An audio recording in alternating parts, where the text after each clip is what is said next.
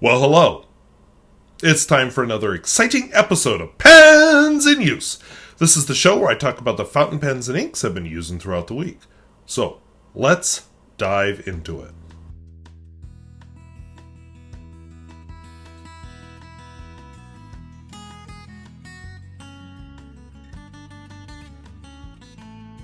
If videos like this interest you, where I talk about fountain pens both new and old and at all price points, I would invite you to subscribe. And hey, I got a couple of things, nothing real heavy I'm going to bring up, but we'll briefly mention the music, first week back to school, got some live stream questions for you, and a couple other channel related things coming up. So let's dive into it. But first, let's take a look at the pens. Alright, so I'm going to play with autofocus a little bit today, so if settings change, that's why. But anyway, from left to right, we have the Cross Bailey, which has been my daily writer this week. I have the Pelikan M1000, Kaweco Dia 2, Geha Boy, Rotring Renaissance, PenBBS 355, Geha 708, and the Omas 360. As always, we're going to be doing this in this seafood flavored journal, the Theory notebook. Apologies for womping the camera there. I'm getting used to a very different setup than I'm used to. Alright, so my first pen is this Cross Bailey. Now this is a pocket pen. There's actually several levels of the Cross Bailey. I happen to have the lower cost plastic version. It's okay. I like that. I really like the hot pink color, even though it's not my normal taste for a pen. The nib is nothing remarkable. It's just a fairly ordinary steel nib, but it's very expressive, and it's a slip cap. So this has actually been a nice pen to have as a daily writer. I'm trying to use up the last of my Omas Black before I pull out my Lamy 2000 again. So this is the first pen I put it in after the Pilot Custom 823. So Cross Bailey, I believe it's a medium nib. I don't remember. Could be a fine, but we'll just go with medium. And look at that line variation. And maybe since we're attempting to film in 4K, hopefully we are. Let's just stop there for a minute. I wasn't actually filming in 4K, but I am. That was a problem last week when I did all this. It was just a mess. Alright, and let's try this autofocus again. Okay, hopefully that solved it. Anyway, medium. I have the Omas Black in it. And again, look, effortless. And I'm getting line variation. So I've actually been enjoying this pen this week. Writing on lower quality paper at school, writing at home. I'm really having fun with this. In fact, I got some pen pal letters to write this weekend. Some of them are, I'm not going to name drop, but some of them are big time fountain pen people that you may know from YouTube.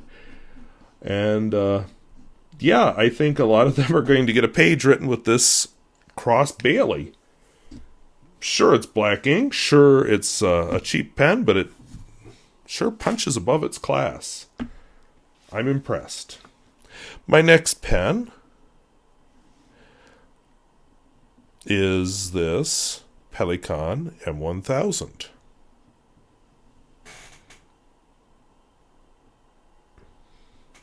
So I've always enjoyed this finish on the Pelikan M1000. If I get too close, we can't see it, but I have been told, although I haven't seen it actually happen yet, that they're going to get rid of where it's transparent between the green things.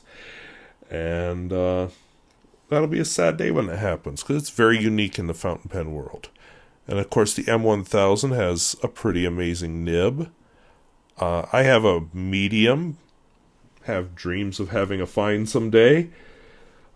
Every time I think about it, I think, oh, that nib costs about what I paid for this pen, and I decide I don't need it so badly after all. Someday. So this is a Pelikan M1000 with a medium nib, and the ink in it is the very last of my Pelikan 4001 Violet.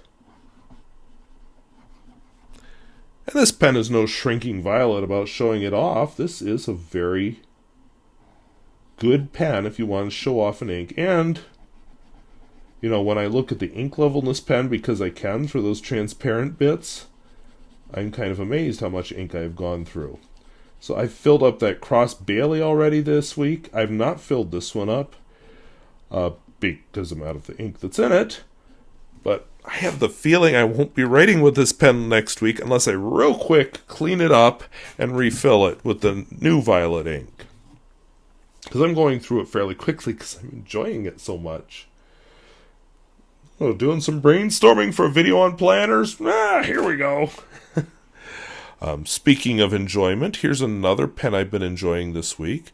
This is the Kaweco Dia 2. That's kind of Kaweco's luxury pen, I guess, if they have such a thing. Well, of course they have such a thing. If you're a follower of ODE, he has several of their luxury pens. I'm sure he has this one.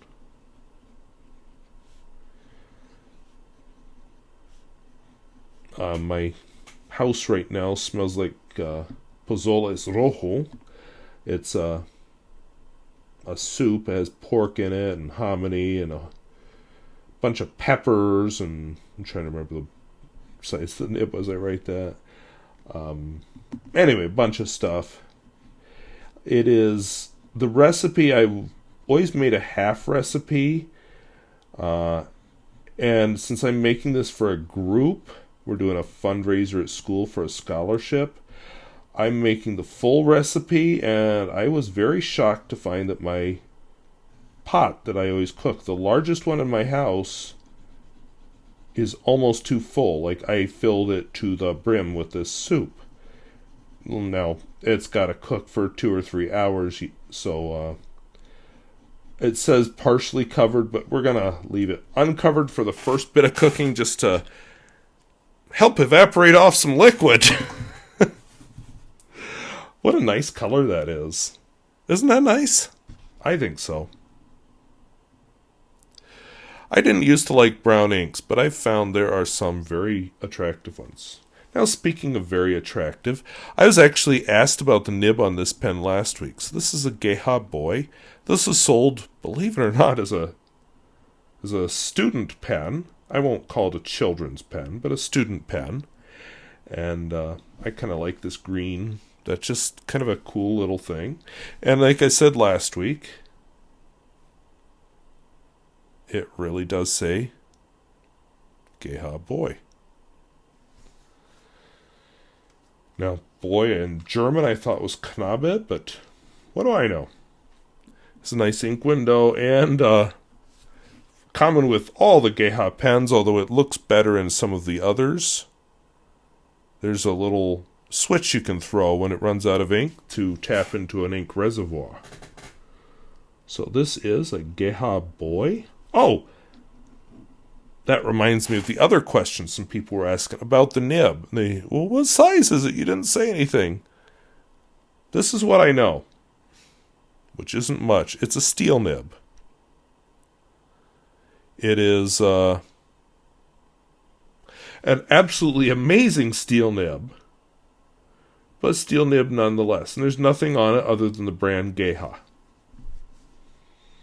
Make of that what you will. I was asked about doing flex writing as a video, and I'm thinking about that. There's some things some flexers do that I don't know how to do, so I might have to try to learn. I'll show you here after I get this written here. So this is Lamy Turquoise. So I told you I've got one bottle down, that Pelikan Violet. This one's got quite a ways to go yet. This, I've got fair amount of this ink. I think when I get down to the bottom of my turquoise pile, which is coming, it's going to happen this year, because I only have one bottle of turquoise left. I'm going to probably, this will be my turquoise ink.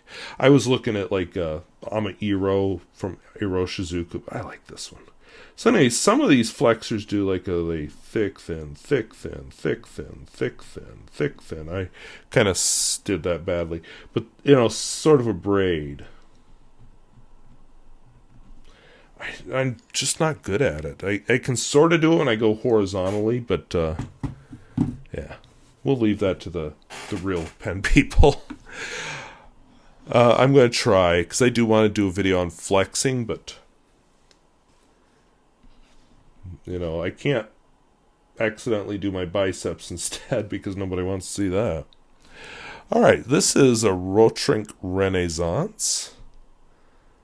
You can tell what brand it is. I like this pen. I don't know why I don't ink it up more often, but it's got a double broad nib, 2 breather holes. Just a very nice pen. So Rotring. And I like this ink too.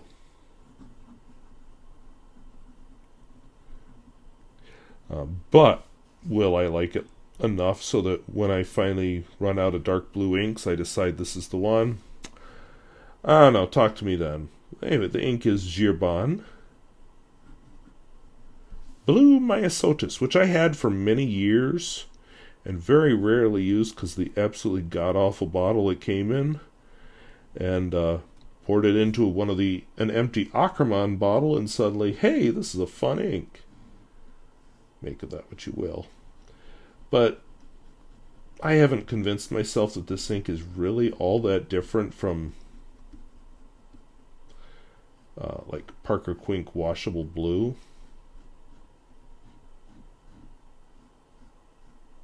I heard you gasp.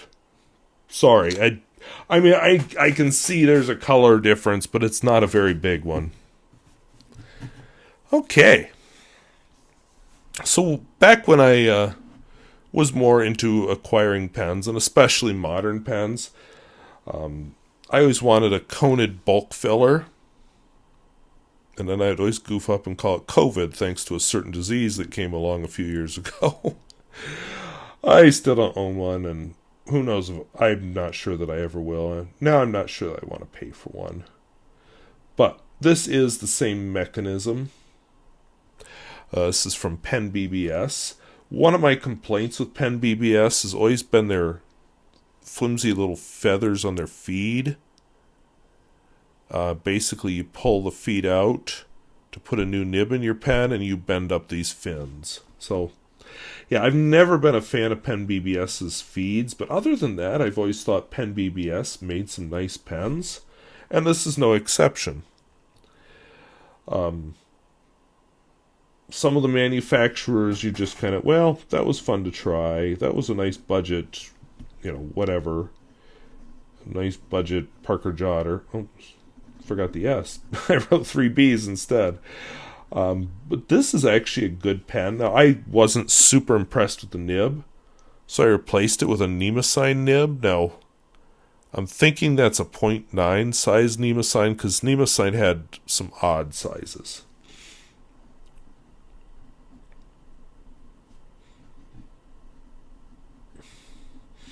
I can feel the peppers that are in that soup tickling my nose right now. Anyway, so it's a Nemosine. And speaking of inks, this pen holds a lot of ink. And yeah, it drank up all but like a couple drops of my Ghat green. So Krishna Ghat green, although you're probably going to see it for a few weeks now, because this pen holds a lot of ink. That is a bottle that I have successfully used up. So, a victory of sorts.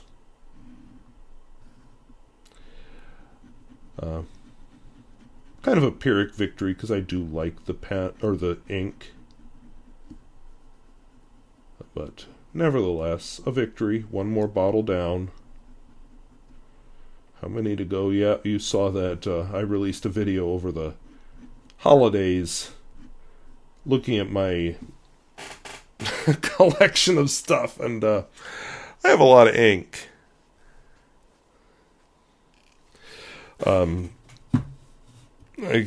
I've wondered, what's going to happen if my parents ever see that video, and then I think, if one of them says something, I'm going to go, Mom, yarn.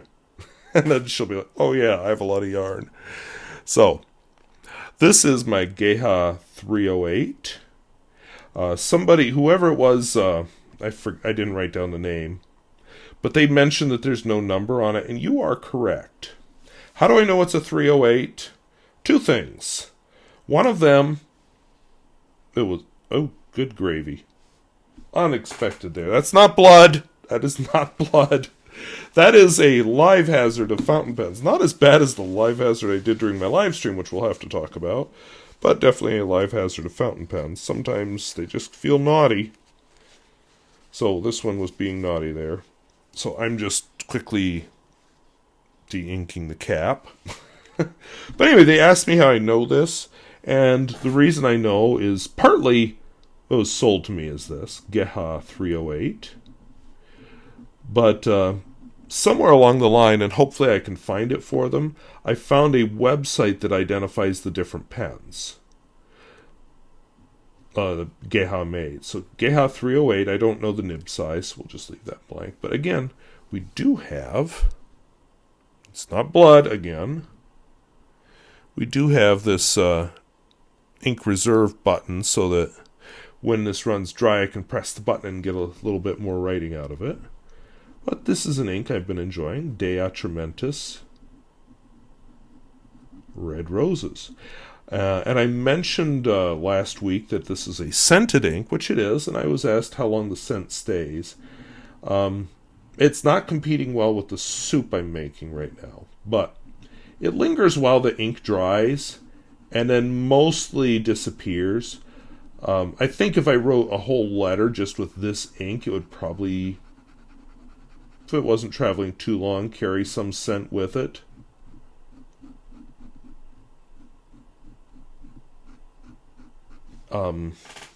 But yeah, mostly scented inks are for the enjoyment of the writer, not for the enjoyment of the reader. Plus, let's be fair. Some people have perfume allergies, and I'm guessing if they're allergic to different perfumes, they're probably allergic to whatever this is made out of. So I'd rather not have people think, oh shoot, here comes a letter from Mr. Squirrel. Well, we'll be breaking out in hives. Get me the EpiPen so I'm ready for his letter. I don't want to do that to somebody. All right, my last pen for the evening, week, is this Omas 360. This weekend I'm going to be filming a video, probably a couple videos, because I'm going to film a video, the writing sample anyway, where I compare this to, or where I'm thinking of like the couple of videos I want to do. But anyway, I'm going to film a video where I of the,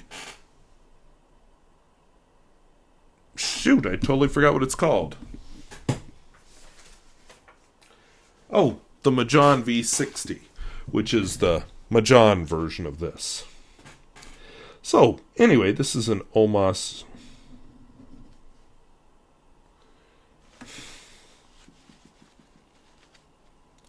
Well, that was great. So what do you do when a pen doesn't want to write when it does that? I usually start by, whatever cloth I clean it on, just, put it up next to the nib. See if I can get it flowing that way. Sometimes I have to shake ink down into it, which might be the problem here. And sometimes, with certain inks, you got to wet part of the nib, or the cloth, and get the nib wet, and that'll get it flowing again. Yeah, there we go. I should do a video on little things like that, too. I mean, now you won't want to lick the nib because I didn't lick it directly, but my saliva touched it.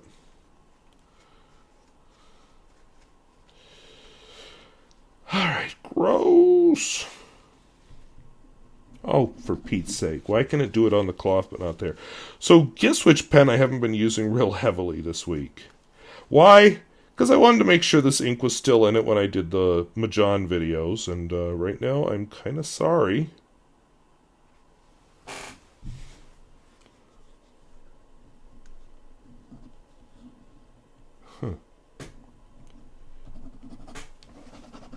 Sometimes you have to shake the ink down into them too. There we go. Now we're cooking with onions. Omas 360. Mine is a... Well, I don't actually know. Oh, it says there. Mine is a... If you can read it... There you go. It's a medium nib. And the ink in it is Sailor, Jentle, Apricot, which is a nice, bright, happy orange. Has a bit of shading to it. Has that very fun Sailor smell. But again, we're going to admit that I'm cooking this Pajoles Rojas that's got some peppers in it, and it's messing with how things smell in this house right now. So those are the pens and inks I've been using this week.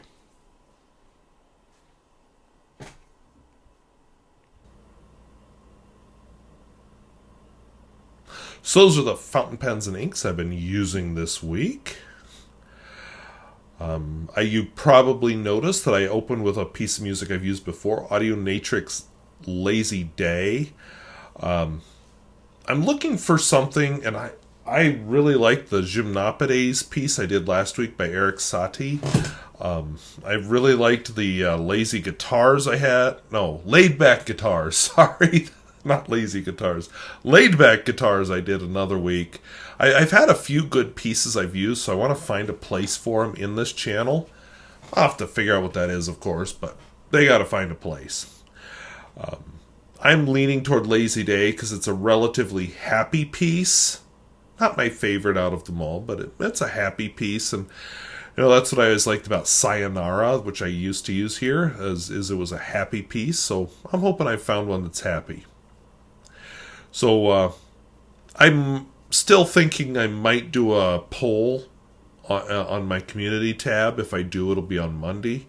I will post it with a link to a video that has all the pieces of music in it. And a chance to vote or something.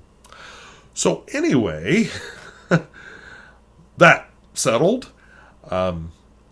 It's my first week back to school in the new year.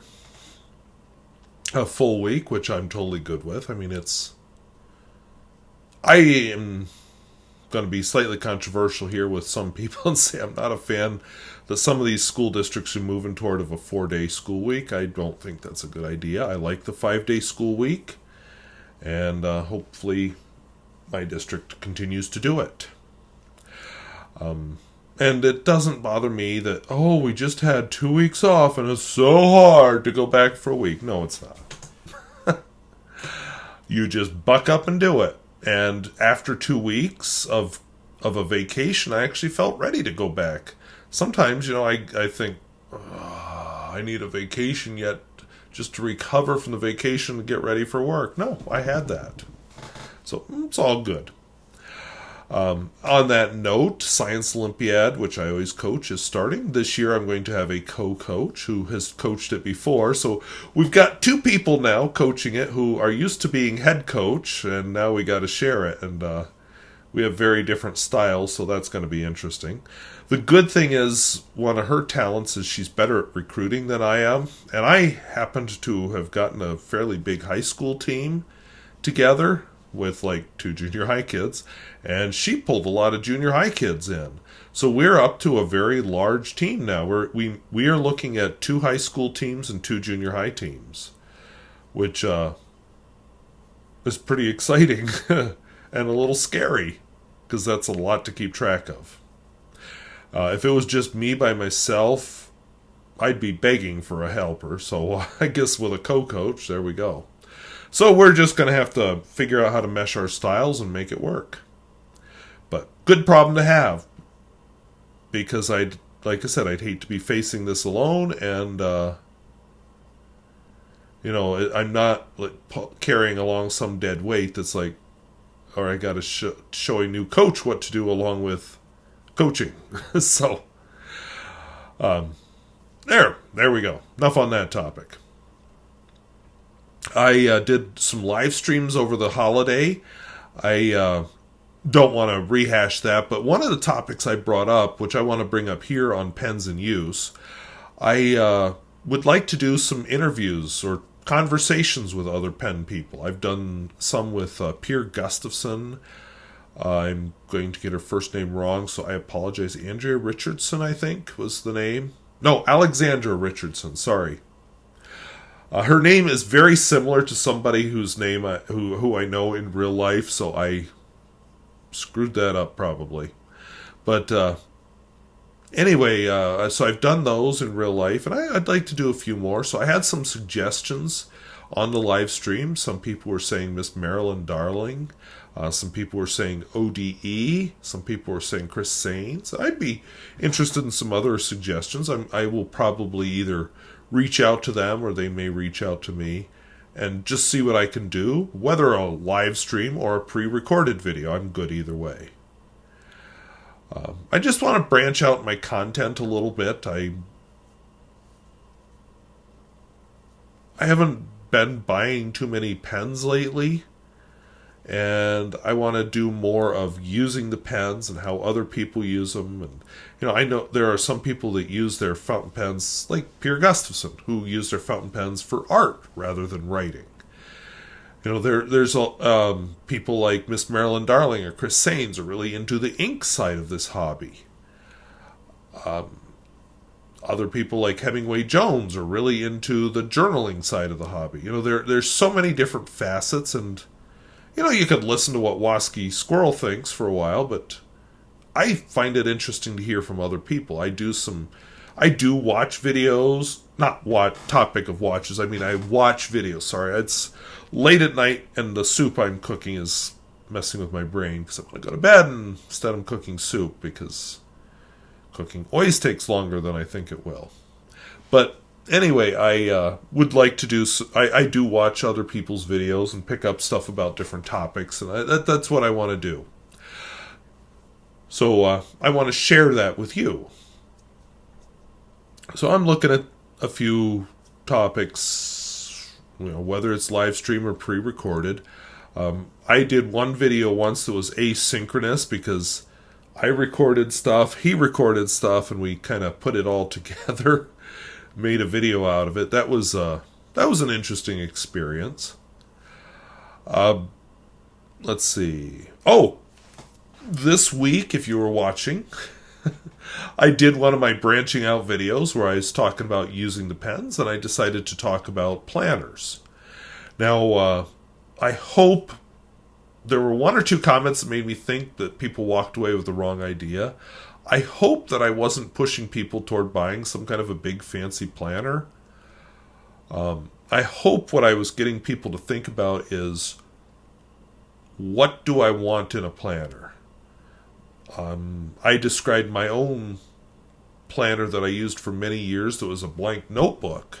I did buy the pre-printed monthly calendar grid, but other than that, I just used a blank notebook and just made my own thing out of it and didn't waste a lot of paper. Then I started talking about how I use an e-ink tablet now with a planner on it that is, if it was printed, it would be 900 and some sheets of paper, and I don't use most of them, so to buy a paper version of that planner would be a waste of money, but it doesn't bother me when it's e-ink because it doesn't, weigh down my backpack with like something this thick.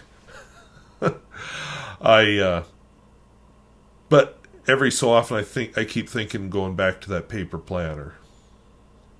So we'll see. But my big idea there was just using a planner. Because I had some people who were saying, well, in the old days people didn't have these big fancy planners. You're right. There's a lot of things. Calendars work. If you have a big desk calendar, which isn't very portable, but I did use a desk calendar when I started teaching. Then I could write things on it. I could write appointments on it. One thing I didn't like is it was out there for the kids, and I wasn't in that room all day, every day. So it would get messed with. And people are, well, why don't you put my birthday on there? Well, I don't really care about your birthday. So, but anyway, I don't like that, but I do like having it portable but more private in a notebook. But yes, you're right. A lot of whoever said that, for a lot of people, the big fancy planner is going to be full of features, which I said in the video that you do not use. So, is it worth it to you to spend the money on a big fancy planner if it has a lot of features you don't use? And that's a decision I can't make for you. You have to make for yourself. One other thing I'm thinking of as I'm recording this that I didn't put in the video description, I might add it if I remember when I edit later, was New Year's resolutions. So I did a New Year's Eve video and I didn't bring this up, and I meant to. Now I'm, a week or so into the new year. Do you do New Year's resolutions? I will be honest, that's something I don't do. If I see something I need to change, like, I don't know, I'm going to pull things at random. Like, okay, here's a real one. A couple of years ago, I said, I am drinking too much coffee, because 4th hour, I was like, so I cut it back to one of these a day of coffee. Didn't wait till New Year to do it, I just did it. That is coffee in it, but it's decaf coffee, which doesn't taste as good. I'm allowed more decaf coffee, that's fine. And I drink a lot of tea now, including herbal teas. And I don't have the shakes during 4th hour, so I guess that's good. No, it's a change I saw I needed to make, so I made it. I didn't wait for New Year's. If I decide I need to lose weight, I just do it. Last summer, I thought, I need to declutter the house. I didn't say, nope, wait till 2025. I just did it. And I'm, whatever it is, if you decide, I want to quit drinking, or I want to read more, or whatever, then you just do it. And one of the things I have seen with people and I'll do the drinking one, because that's a good example, because I know several people who've done this.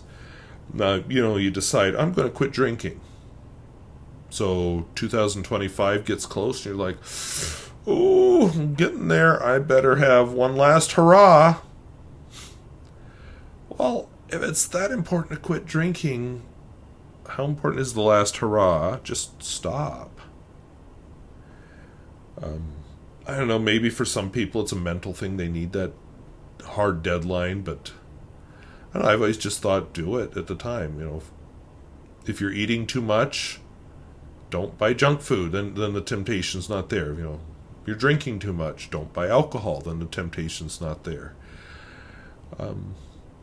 But just start it whenever has always been my thought on New Year's resolutions. So yeah, I don't make them. I don't make New Year's resolutions, and I'm totally fine with that. Okay, last topic. Let's see. Oh. Alright, so I learned something which is related to the last topic. So I'm going to stop the camera and restart it here. So my last topic, last week I said, I'm trying something new this week, and see if you can guess what it is, and I didn't give it away, but I'll tell you what it is now. One of my pen pals, who is a YouTube person, was talking about how they're going to switch to 4K video. And at the time I thought, well, I can't do that because my software won't let me. Well, it turns out the software can do it. I just didn't know it could do it. It can. And that camera that you see me on can record 4K video. Now, the camcorder I have used for years to film my writing samples does not do 4K. It is not capable. The replacement that can do 4K video is more than I want to pay for a camcorder right now. So, no interest in that. But you might remember I was having some issues with my Livestream camera. And I was going to buy a part for it to fix it. But it turned out to be a much cheaper fix than I thought. So I decided to get a dual camera setup for live streaming. So I bought this bad boy. Now, I wish the wire wasn't coming out of here because it does try to get into the shots. But this camera, it's got two things going for it. It can do extreme close-ups. And it can do 4K video. So the writing sample today, the entire planner video, this part of the pens in use, all of this is in 4K. The problems are this camera overheats every 15 minutes. I have to shut it down and restart it. It does take up a lot more space in my hard drive. It is a lot slower to edit, a lot slower to process, a lot slower to upload to YouTube. So I'm going to have to be more mindful of getting things done on time. And let's be real, a lot of you watch on your cell phone, so is 4K really going to make a difference? Probably not. But it was interesting to me to see 4K, and then last week I recorded the writing sample in 4K and made the absolute dumbass mistake of saving it, not in 4K, but in 1920 by 1080K pixel, whatever it's called. Too late at night. I didn't plan all this technical detail out. And so then I'm editing along. Oh, time to throw in the writing, or the opening scene. And whoopsie, the opening scene was filmed with this camera, but it was filmed in 1920 by 1080 pixels. So I just, okay, I'll enlarge it. I do plan to get some footage this coming weekend that's 4K. But then I got to the writing sample and whoopsie, it was all that same small size, so I had to make that larger. But it was interesting to me to see how small it was on the screen compared to 4K. And then I got curious and I started experimenting with, like, my live streams are what they call 720p. And I don't remember the screen dimensions for that, but it's even smaller. And then, my very first digital camera I owned did like 480p or something, because it was a 6 megapixel camera. It was old. And just how small that image is when I edit. So I kind of want to do a video just to show all that difference, how many more pixels you get. And it turns out now people are filming in 8K, which is just an unbelievable number of pixels. I own an Apple TV, so it's a little box I bought for about $100 that lets me stream videos off of like Amazon or Netflix or YouTube and put them on a computer to monitor. Well, it turns out it can't do bigger than the 1920 by 1080. So I was going to preview my 4K video on there, and I'm just like, oh, well, that's depressing. I see a slight improvement in sharpness on my laptop. Not so much on the phone, but also not so much that I think it's absolutely necessary. So I'm going to keep doing it for a while, see if I like it. It doesn't cost me any extra. I just have, mostly it's just the processing time, because I have enough hard drive space for this. And, just being mindful of this camera can't go longer than 15 minutes, which is fine. It helps me edit myself. But anyway, that's what's been going on with me. So expect more time management, external brain type stuff. I was calling it second brain, but I don't like that word. I think I want to start calling it external brain. But I want to get more into notebooks and idea capture and index cards and some of these other things. So look forward to more in that series. Time management goes along with it. So anyway, I want to thank you for watching, putting up with me rambling. And if videos like this interest you, where I talk about fountain pens both new and old and at all price points, I'd invite you to subscribe. And hey, is the 4K worth it? Are you getting your money's worth out of it? I mean, this week I actually did a fully full 4K, except for the intro music and the outro where I'm driving. Are there videos you would like to see on time management? And are there pen personalities you think I should interview? Or are you a pen personality that would like to be interviewed? Either as part of a live stream, because I can just send you a code via email and you can hop right on there. Or I can send you, we can do it privately and then edit the video. And I would probably do it the same way where I send you the code, but there's more than one way to do this. So if you would be interested in something like that, let me know down in the comments. So I want to thank you for watching. We'll talk to you later. Bye-bye.